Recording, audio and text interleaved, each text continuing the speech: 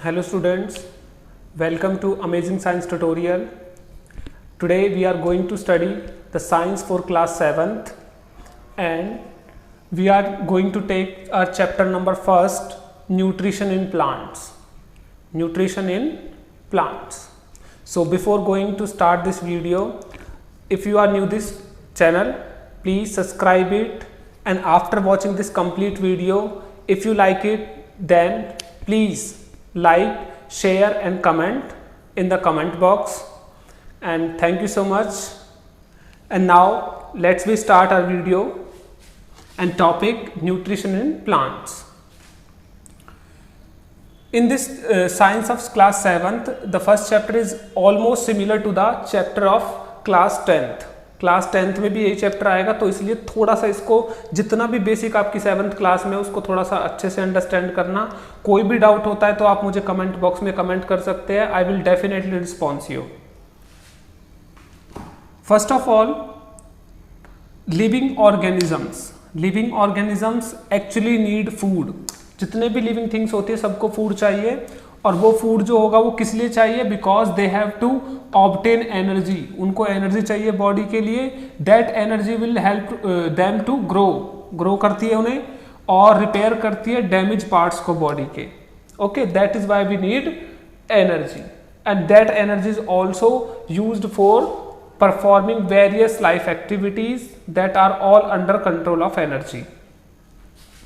अब ये न्यूट्रिशन होता क्या है? न्यूट्रिशन एक्चुअली वो प्रोसेस होता है in which the food is taking as well as its utilization. Food को खाना और लेना और उसको बॉडी में यूटिलाइज करना है ताकि हमारी बॉडी में क्या बने? एनर्जी बने.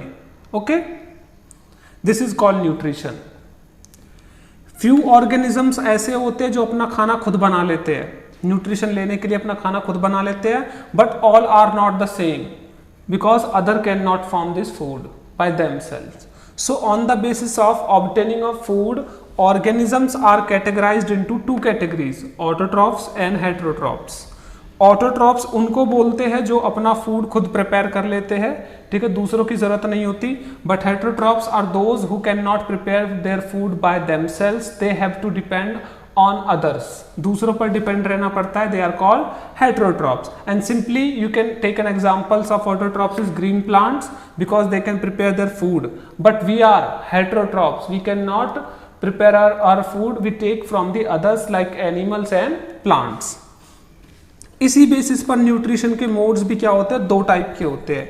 जो खुद प्रिपेयर कर लेते हैं फूड को, उनका न्यूट्रिशन का टाइप होता है ऑटोट्रॉफिक न्यूट्रिशन, खुद के द्वारा बनाया गया न्यूट्रिशन, ठीक है. बट अदर्स जो दूसरों से लेते हैं, they are called heterotrophic nutrition. ऐसा न्यूट्रिशन जो दूसरों से लिया गया हो उसे हेटेरोट्रॉफिक न्यूट्रिशन बोलते हैं. जो खुद से बनाया गया हो उसको ऑटोट्रॉफिक न्यूट्रिशन कहते हैं. ऑटो वर्ड का मतलब यहां पर होता है सेल्फ, खुद के थ्रू बनाया हुआ. ओके, अब first of all we are going to study this mode of nutrition called autotrophic nutrition. Green plants ही ऐसे होते हैं जो इस मोड ऑफ न्यूट्रिशन को परफॉर्म कर पाते हैं. Why? Because their body contains chlorophyll, a green pigment. इसके बारे में आप इससे भी पहली क्लासेस में पढ़ते आ रहे हैं कि प्लांट्स अपना फूड तभी बना पाता है जब उसके पास वो क्लोरोफिल होता है, ग्रीन पिगमेंट प्रेजेंट होता है. And can be perform photosynthesis. और ये लोग क्या कर सकते हैं? परफॉर्म कर सकते हैं फोटोसिंथेसिस को. अब ये फोटोसिंथेसिस होता क्या है? फोटोसिंथेसिस होता है सनलाइट की हेल्प से फूड बनाने का प्रोसेस जो प्लांट परफॉर्म करते हैं. Food making process in plants. कैसे?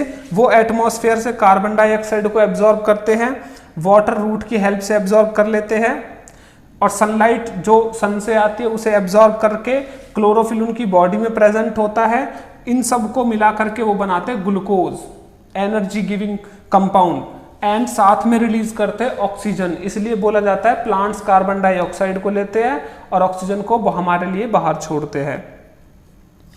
अब बॉडी में ये ग्लूकोज तो बन गया एनर्जी लेने के लिए, लेकिन ये तो हमेशा बनता रहता है. जो हमेशा बनता रहता है, जितना उसे यूज के लिए चाहिए उसे वो यूज कर लेता है, लेकिन जिसे यूज नहीं कर पाता उसे बॉडी में क्या कर लेता है? डिफरेंट पार्ट्स में स्टोर कर लेता है.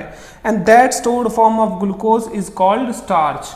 तो वो स्टोर्ड ग्लूकोज क्या बन जाता है? स्टार्च की फॉर्म में प्रेजेंट हो जाता है. मतलब ग्लूकोज स्टोर्ड है तो उसको हम क्या बोल देते हैं? सिंपली स्टार्च बोल देते हैं.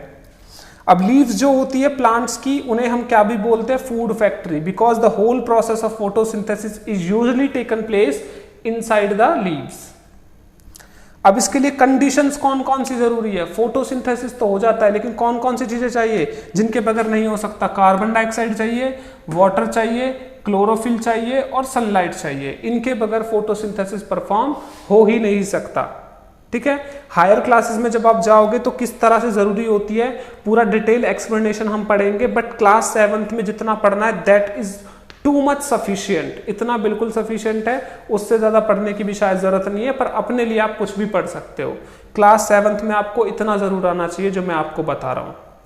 ठीक है, ये था ऑटोट्रॉफिक न्यूट्रिशन, और इसके साथ अभी थोड़ा बहुत एक्सप्लेनेशन हम आगे बात करेंगे। ठीक है, फोटोसिंथेसिस के बारे में इतना पढ़ने के बाद अभी हम ट्राई करते हैं और स्टडी करते हैं किसके बारे में, स्टोमेटा के रोल के बारे में।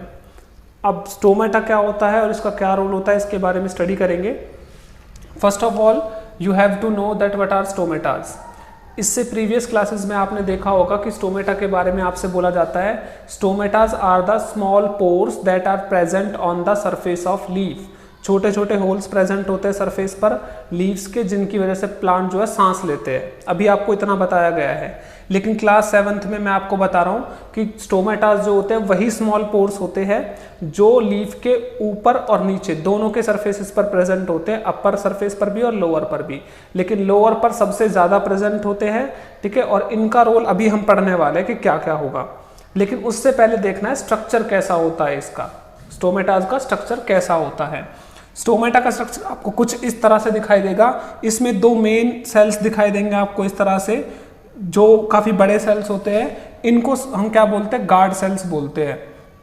ये गार्ड सेल्स यहाँ से इनकी वॉल थोड़ी थिक होती है क्योंकि यहीं से इसकी ओपनिंग और क्लोजिंग डिसाइड होती है। ठीक है, इसके साइड वाले सेल्स जितने भी होते हैं उनको हम साइड सेल्स, और एक नाम जो आप हायर क्लासेस में पढ़ेंगे that is called subsidiary cells, but now here is just only a side cell. ये बाकी सेल जो प्रेजेंट होते हैं सरफेस पर लीव्स के वो होते हैं। इसके साथ साथ जो बीच में ओपन पोर दिखाई दे रहा है इसको बोलते हैं स्टोमेटल पोर, स्टोमेटा का ओपन वाला हिस्सा। ये कौन सी कंडीशन अभी स्टोमेटा की, ये है ओपन कंडीशन। अभी स्टोमेटा जो है वो ओपन है। ठीक है, अगर ये बंद हो जाता है तो that is called close stomata. इसमें छोटे छोटे ग्रीन डॉट्स दिखाई दे रहे होंगे आपको, ये ग्रीन डॉट्स क्या कहलाते हैं, क्लोरोप्लास्ट कहलाते हैं, जो इसके एनर्जी प्रोवाइड करने में इसकी हेल्प करते हैं। इतना स्ट्रक्चर ऑब्जर्व करने के बाद अभी हम देखना कोशिश करते देखने की कि फंक्शंस क्या क्या परफॉर्म करता है स्टोमेटा। एक्चुअली ये फंक्शन परफॉर्म करता है एक्सचेंज ऑफ गैसेस, इसी के थ्रू गैस जो है एक्सचेंज होती है। कार्बन डाइऑक्साइड जो होती है इनसाइड जाती है फ्रॉम एटमॉस्फेयर टू, इस तरह से। ठीक है, CO2 को तो अंदर लेता है और कौन सी गैस को बाहर छोड़ता है, ऑक्सीजन गैस को बाहर छोड़ देता है। ठीक है, जब फोटोसिंथेसिस चल रहा होता है उस टाइम पर।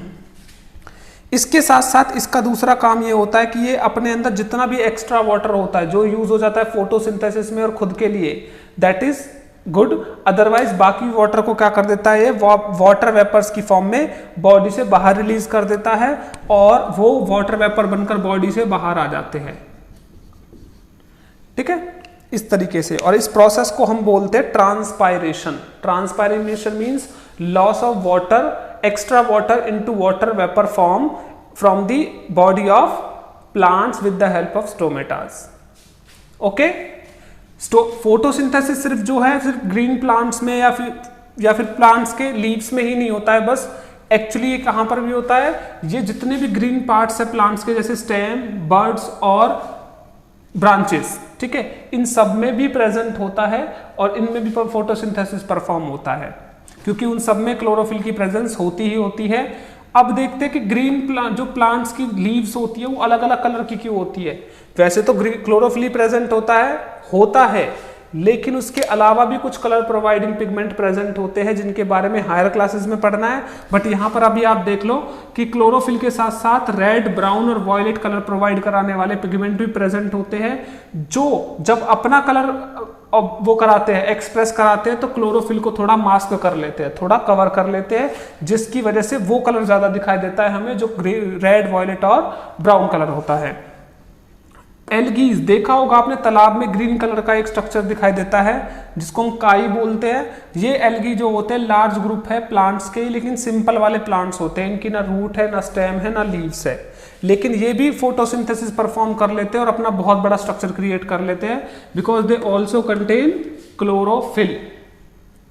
अब प्लांट्स जो होता है वो फूड के साथ साथ यानी ग्लूकोज और जो स्टार्च हम बोलते हैं उसके साथ साथ और कौन सी चीजें बना लेता है जिन्हें फूड के तौर पर हम इस्तेमाल करते हैं, दैट आर कॉल्ड ऑयल्स और फैट्स, प्रोटीन्स एंड विटामिन्स। ये बॉडी में बनते हैं प्लांट्स के, ग्लूकोज के साथ साथ और स्टार्च के साथ साथ। अब इतना स्टडी करने के बाद ये भी तो पता होना चाहिए कि फोटोसिंथेसिस क्यों इंपॉर्टेंस में आया। इसकी इंपॉर्टेंस इसलिए है क्योंकि इसी की वजह से फूड प्रोवाइड हो पाता है अदर एनिमल्स को। दूसरा, ऑक्सीजन गैस जो होती है इन्वायरमेंट में इसी से बनने के बाद एटमॉस्फेयर के अंदर रिलीज होती है। और third point is provide cooling. Transpiration जब होता है तो वहां पेड़ के आसपास ठंडक होती है क्योंकि वो वाटर वेपर्स को क्या कर रहा होता है, रिलीज कर रहा होता है अपने अंदर से। This is how the photosynthesis important to the organisms in different ways. ये था हमारा फोटोसिंथेसिस के बारे में कंप्लीट डिस्क्रिप्शन, जिसे हमने ऑटोट्रॉफिक न्यूट्रिशन का मोड और नाम दिया है। ठीक है, I think this is clear to you that what is photosynthesis, how does it take place, where it does it take place, ये सारी चीजें आपने पढ़ ली। Now let's look at the cells and its type. अब cells के बारे में पढ़ते थोड़ा सा, ये सिर्फ आपके लिए जनरल इंट्रोडक्शन है क्लास इस 7th के अंदर कि सेल्स क्या होते हैं, कितने टाइप के होते हैं और कैसा स्ट्रक्चर होता है, दोनों के बीच में क्या डिफरेंस है, थोड़ा सा सिर्फ जनरल पढ़ना है हमें। सेल्स क्या होते हैं, cells smallest unit of life. Cell से ही सारे ऑर्गेनिज्म मिलकर बने होते हैं, जितने भी लिविंग थिंग्स होती है, लाइक हम, ह्यूमन बींग्स, एनिमल्स, प्लांट्स, ये सब किसके बने हुए हैं, सेल्स के बने हुए हैं। अब कितने टाइप के हैं, on the basis of organism की प्लांट्स होते हैं और एनिमल्स होते हैं। तो प्लांट्स में प्लांट सेल पाए जाते हैं और एनिमल्स में एनिमल सेल्स पाए जाते हैं। तो 2 टाइप के सेल्स है, वो भी किस बेसिस पर है, क्योंकि कौन कौन से कंपोनेंट उस सेल के अंदर प्रेजेंट है, कैसे कैसे चीजें उसके अंदर प्रेजेंट होती है। तो सिर्फ जनरली हम यहाँ पर कंपैरिजन करने वाले हैं सेल के स्ट्रक्चर के बारे में। यहाँ पर डायग्राम बना हुआ है, ये सिंपलेस्ट डायग्राम है, आपको ड्रॉ करना आना चाहिए क्लास 7th के अंदर। फर्स्ट ऑफ ऑल किसी भी सेल की एक बाउंड्री होती है, यहाँ पर एक बाउंड्री है एनिमल सेल, ध्यान रखना ये प्लांट सेल है। यहाँ पर एक ही बाउंड्री है, इसी का नाम है cell membrane. Okay, cell membrane. और ये प्लांट सेल है, इसकी ये वाली बाउंड्री अंदर वाली जो है इसको सेल मेम्ब्रेन कहते हैं, लेकिन इसके ऊपर एक एक्स्ट्रा बाउंड्री होती है जिसको हम बोलते हैं सेल वॉल। ओके, इसके पास 2 होती है। इसके बाद इसमें सेंटर में आपको क्या दिखेगा, ब्लैक कलर का एक स्पॉट दिखेगा, ये वाला जैसा इसमें है। ठीक है, इसको हम बोलते हैं nucleus. Nucleus is the main brain of the cell. इसके बाद दोनों ही सेल्स में लिक्विड भरा होता है ऐसे अंदर की तरफ, जिसका नाम क्या रखा हुआ है इन्होंने साइंटिस्ट ने, साइटोप्लाज्म, अंदर का लिक्विड। ठीक है, इसके बाद कुछ स्मॉल स्ट्रक्चर्स प्रेजेंट है, जैसे कि माइटोकॉन्ड्रिया, ये सेल को एनर्जी प्रोवाइड करने का काम करते हैं। ठीक है, और जहां पर छोटी छोटी खाली जगह है कुछ 2 से 3, इनको बोलते हैं वैक्यूल्स। ठीक है, ये स्मॉल साइज के होते हैं एनिमल सेल में, लेकिन यही वैक्यूल एक होता है सिंगल और काफी बड़ा होता है प्लांट सेल में, जिसकी वजह से इसमें स्मॉल वैक्यूल होने की वजह से इसका न्यूक्लियस सेंटर में होता है, लेकिन इसका न्यूक्लियस कहां पर होता है, साइड में होता है, इसका साइज बड़ा होने की वजह से। Okay, these are the main comparison between them. एक छोटी सी कंपैरिजन और है कि इन सेल्स में क्लोरोप्लास्ट पाया जाता है। क्लोरोप्लास्ट को क्या है, जिससे प्लांट अपने आप खुद का खाना बना सकते हैं, फोटोसिंथेसिस परफॉर्म कर सकते हैं। तो प्लांट में एनिमल सेल से कौन कौन सी चीजें अलग है, एक है सेल वॉल का होना, लार्ज वैक्यूल का प्रेजेंट होना, क्लोरोप्लास्ट का प्रेजेंट होना, ठीक है, और साइड में न्यूक्लियस का प्रेजेंट होना। इनकी कंपैरिजन की वजह से एनिमल सेल प्लांट सेल से थोड़ा डिफरेंट होता है। और साइज और शेप की बात करें तो इसकी ओवल और राउंडेड शेप होती है, इसकी थोड़ा सा स्क्वायर शेप होती है। ठीक है, प्लांट सेल में इसका साइज भी बड़ा होता है, इसका साइज छोटा होता है। यहाँ पर इस लिक्विड के अंदर बाकी के जितने भी स्ट्रक्चर्स पड़े होते हैं, जितने भी, उनको हम किस नाम से जानते हैं, ऑर्गेनेली के नाम से जानते हैं। Organelle means the small structure of that cell. Okay, this topic is for you in a general introduction of cell in class 7th। I think आपको ये टॉपिक और ये चैप्टर पढ़कर अच्छा लगे और if you like this video, please like, share and comment please and subscribe my channel if you are new for the channel. अगर आप मेरे चैनल पर पहली बार आए हैं, पहली बार वीडियो देख रहे हैं तो प्लीज इसको सब्सक्राइब जरूर करें. Thank you. It will support us and motivate us to make more new videos for you and for your better learning. Take care, keep smiling and see you in the next video.